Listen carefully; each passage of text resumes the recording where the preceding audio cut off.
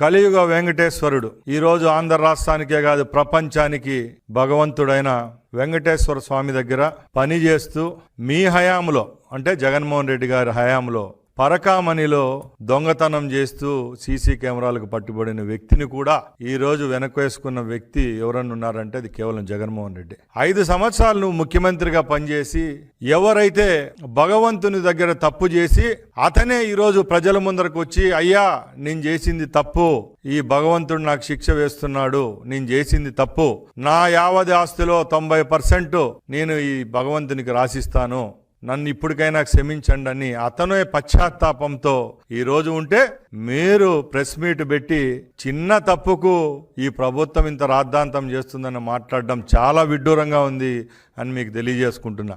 మేము జగన్మోహన్ రెడ్డిని ఇప్పుడు ప్రశ్నిస్తున్నాం, మీ లెక్కలో చిన్న తప్పు అంటే ఏంది, పెద్ద తప్పు ఏది అని అడుగుతున్నా. మీరు మీ బాబాయిని చంపిన వారిని ఈరోజు వెనకేసుకొని వస్తున్నారు. మీ కుటుంబంలోనే మీతో ఎవరైతే ఈరోజు ప్రయాణిస్తున్నారో ఆ కేసులో ముద్దాయిలుగా ఉంటూ సంవత్సరాలు జైల్లో ఉంటే కూడా ఈరోజు ప్రజలను మభ్యపెట్టే పరిస్థితిలో మీరున్నారు.